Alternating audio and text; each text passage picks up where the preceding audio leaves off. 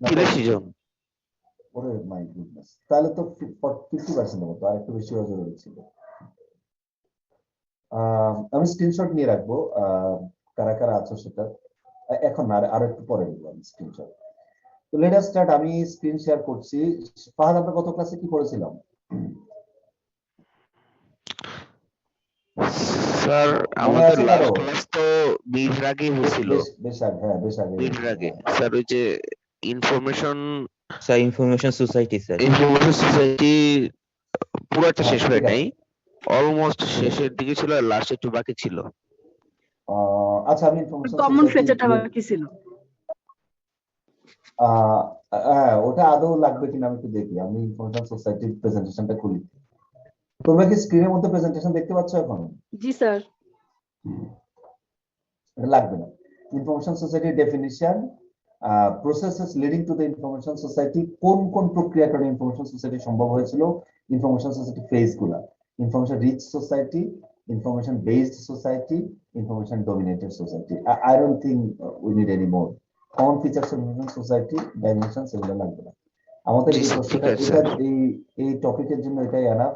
What is information society, what processes led to the development of information society এবং হচ্ছে the phases of information society।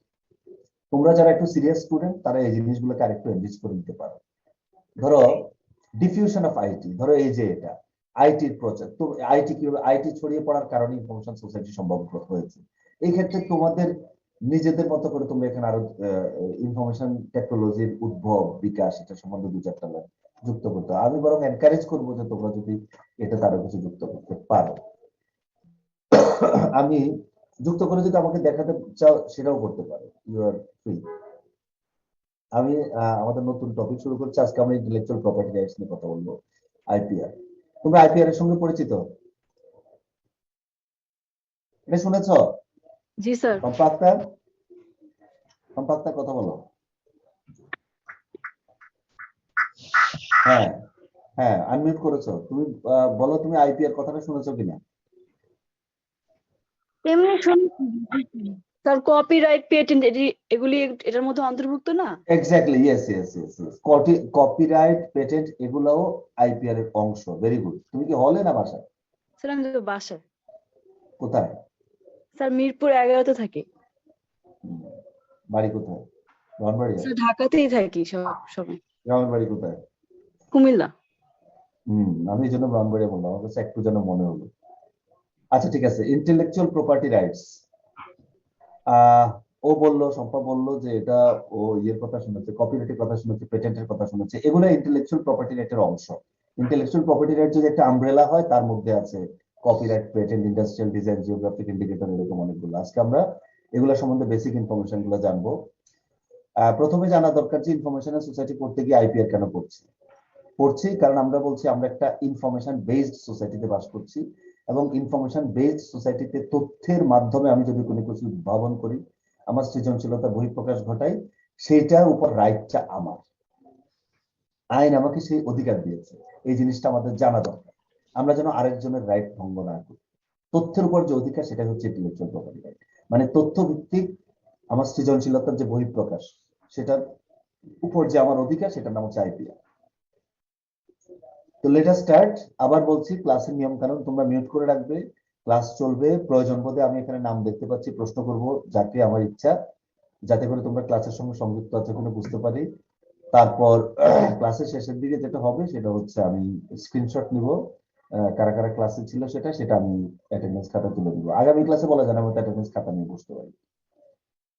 যেহেতু আজকে এটা হয়নি, আমি স্ক্রিনশট নিয়ে নিব যে কারা কারা ক্লাসের মধ্যে আছে। তোমরা যদি এর মধ্যে সম্ভব হয়, তোমরা নাম, রোল নাম্বার দুটাই মানে রিনেম করে নিও, নাম এবং রোল নাম্বার দুটো। আর আজকে যে প্রেজেন্টেশনটা, সেটা আমি ফাহাদকে মেইলে পাঠিয়ে দেব, ইন্টেলেকচুয়াল প্রপার্টি রাইটস এর প্রেজেন্টেশনটা। তোমরা সবসময় কিন্তু প্রেজেন্টেশন যেটা করবো, যারা একটু ভালো রেজাল্ট করতে চাও, তোমরা এর সঙ্গে নিজেদের মতো করে বিভিন্ন সোর্স আছে সেখান থেকে যুক্ত হবে। আসলে এসবের জন্য ওয়ার্ল্ড ওয়েব যেটা আমাদের, সেটা তো একটা বিশাল সোর্স। হ্যাঁ, আমাদের এই টপিক গুলোর জন্য ওয়েবে প্রচুর ইনফরমেশন আছে, যেগুলো তোমরা সংগ্রহ করে নিতে পারো। তারপর তোমরা যদি ইনফরমেশনের অথেন্টিসিটি বিচার করার জন্য আমার সাথে আলাপ করতে চাও, সেটাও you are always welcome. Mail করে আমার কাছে পাঠাতে পারো, বা যে কোনো ভাবে যে কোনো পরামর্শ তোমরা চাইতে পারো। So let us start our journey into the world of intellectual property rights. আমরা একটু সংজ্ঞার মতো করে শুরুতে দেখি।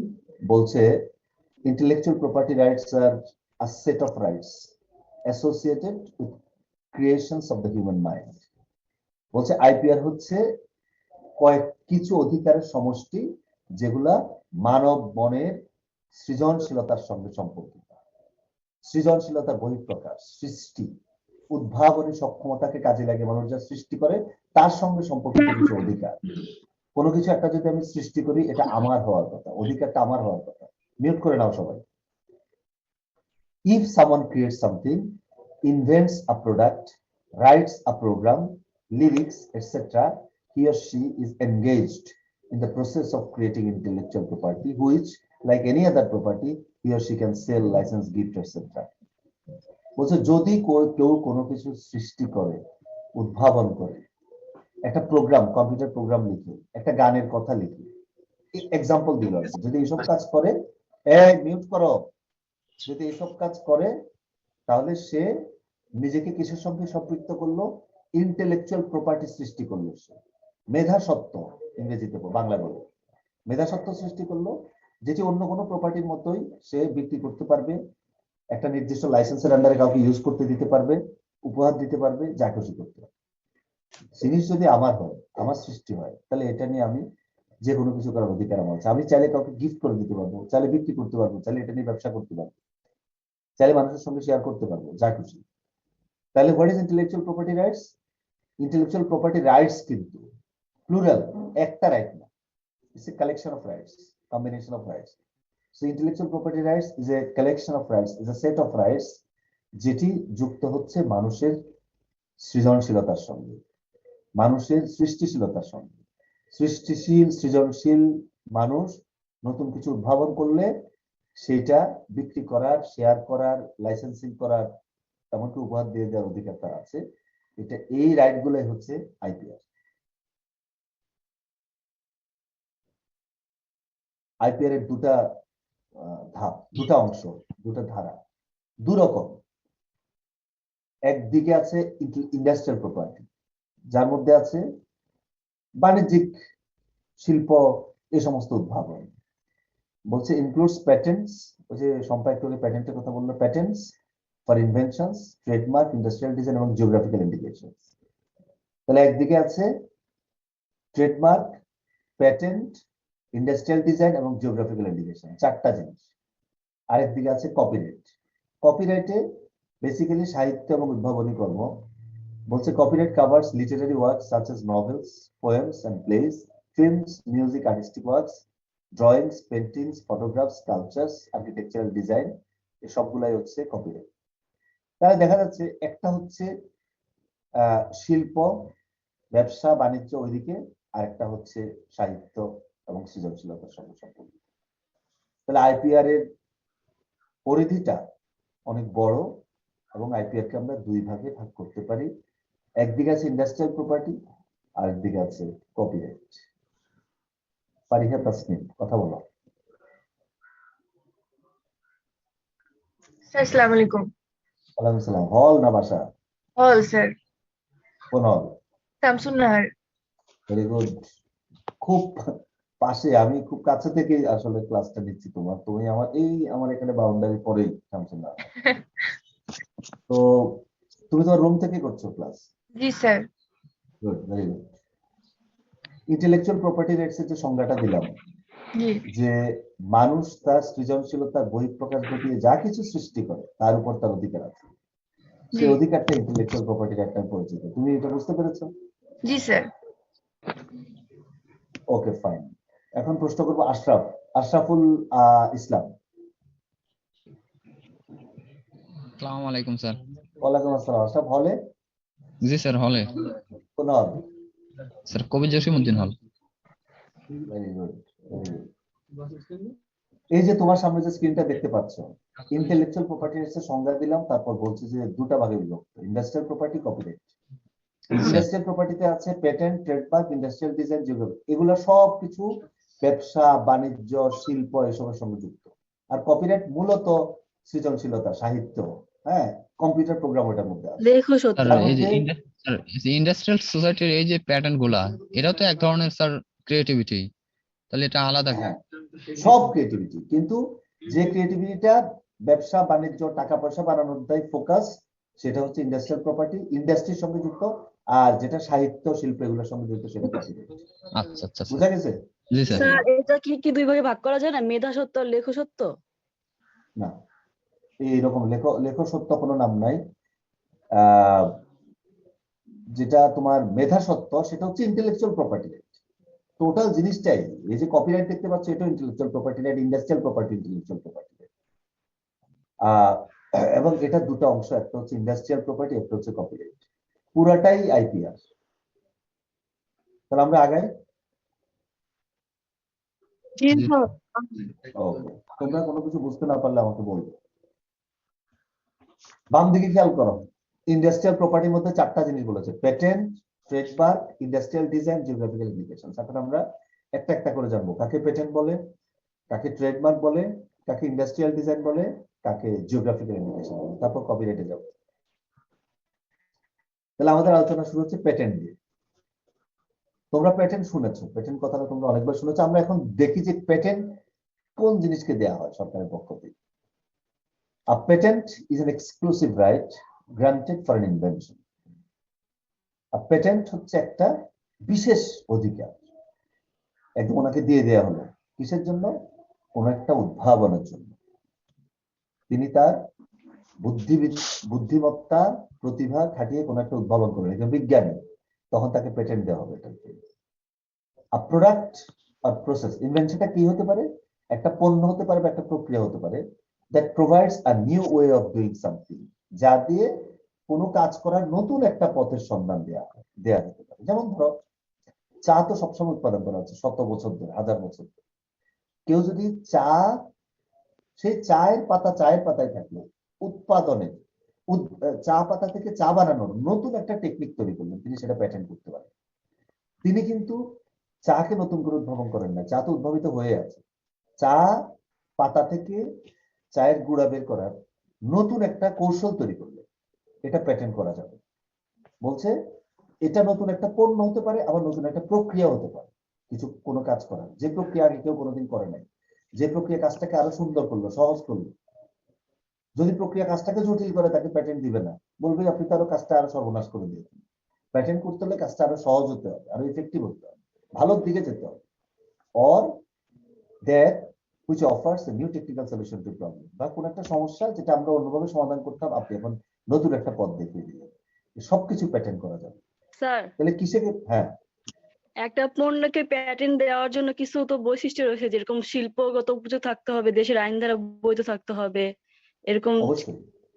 তুমি যখন কোন একটা পণ্য তৈরি করলে, তখন সেটা প্যাটেন্ট অফিসে এটার যাবতীয় দলিলপত্র, এটার সুবিধা কি হবে, এটা তাৎপর্য কি, এটা কেন সমাজের জন্য ভালো হবে, এবং এটা যে আসলে এটা কেউ করে নাই সেটা প্রমাণপত্র সহ তুমি জমা দিলে ওনারা তোমাকে যাচাই বাছাই শেষে পেটেন্ট দিবেন। তুমি চাইলে তারপর তো পেটেন্ট পাবে না। নিবন্ধক স্যার এটাকে ডিসপ্লে করবে সবার সামনে যে এটা আদৌ আগে কেউ ব্যবহার করছে কিনা। এটা সবার সামনে ডিসপ্লে করার দরকার নাই, পেটেন্ট অফিস এটা ডিসাইড করবে তোমাকে পেটেন্ট দেওয়া হবে কিনা।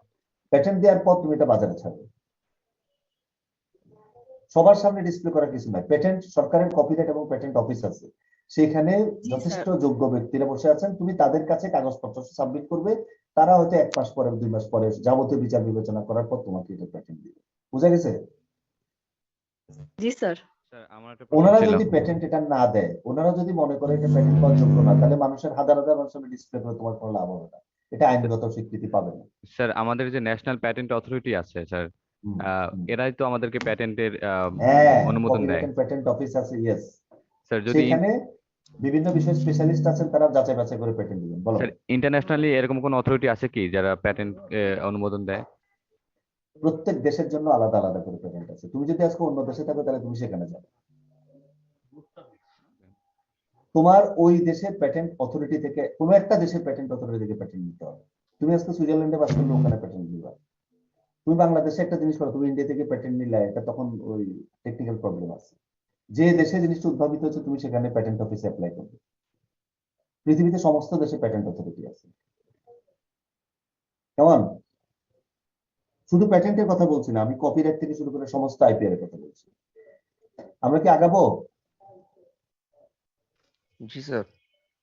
ওকে, আগে একটু জিনিসটা বুঝো, সেটা হচ্ছে যে প্যাটেন্টটা কিসের জন্য দেওয়া হয়। কপিরাইট যে জিনিসের জন্য হবে সেই জিনিসের জন্য প্যাটেন্ট হবে না। জিওগ্রাফিক্যাল ইন্ডিকেশন যেটার জন্য হবে সেটার জন্য প্যাটেন্ট হবে না। প্যাটেন্ট হতে হলে কি হতে হবে, এটা এই প্রশ্ন তো আমি তোমাদের করবো। সেটা হচ্ছে এটা একটা ইনভেনশন, অরিজিনাল, হয় একেবারে নতুন, পৃথিবীতে কেউ এর আগে কোনোদিন এটা দেখে না সেটা হতে হবে, অথবা কোনো একটা কাজ আগে করা হতো এখন আরো অন্যভাবে করার একটা সলিউশন দেওয়া হবে। বোঝা গেছে? জি sir. Okay. In return for patent protection, patent দ্বারা যে তোমাকে সরকার এটা প্রোটেকশন দিল, সমস্ত পেটেন্ট ওনারকে তোমাকে পেটেন্টটা দিয়ে দেওয়ার পর আর obliged to publicly disclose information on their inventions in order to enrich the total body of practical knowledge in the world. তোমাকে পেটেন্ট দিয়ে দিল, এবার এটা তুমি লুকিয়ে ফেললে, দুনিয়ার কেউ যাতে আর না দেখে। কেন লুকিয়ে ফেললে? কারণ এত ভালো একটা জিনিস কেউ দেখে ফেলবে, কারণ অন্য কেউ এটা যদি চুরি করবে, মানে যে কেউ না। তোমাকে যখন পেটেন্ট দেয়া হয় তখন ধরে নেওয়া হয় এইটা তুমি মানুষের সঙ্গে শেয়ার করবে, হয় ব্যবসা করবে, যা যা করবে এটাকে তুমি গোপন করে ফেলবে না, এটা যাতে হারিয়ে না যায়। কারণ সরকার যখন পেটেন্ট তোমাকে দিল তখন ধরে নিল যে এটা একটা গুরুত্বপূর্ণ জিনিস, এবং এইটা তুমি শেয়ার করবে এবং এটার উপর গবেষণা হবে যাতে করে জ্ঞানের রাজ্যে নতুন মানে একটা সংযুক্তি হবে। পেটেন্ট দেওয়ার পর ধরে নেওয়া হয় যে আপনি সেটা পাবলিকলি ডিসক্লোজ করবেন, আপনি ব্যবসার উদ্দেশ্য যে কোনো কারণে হোক এটা মানুষের সেবায় কাজে লাগাবেন। এবং এই জিনিসটা যদি আপনাকে পেটেন্ট দেওয়ার পর আপনি গোপন করে ফেলেন, সেই জিনিসটা নৈতিকভাবেও ঠিক হবে না, আইনগতভাবেও ঠিক হবে। এটা বুঝতে পেরেছো?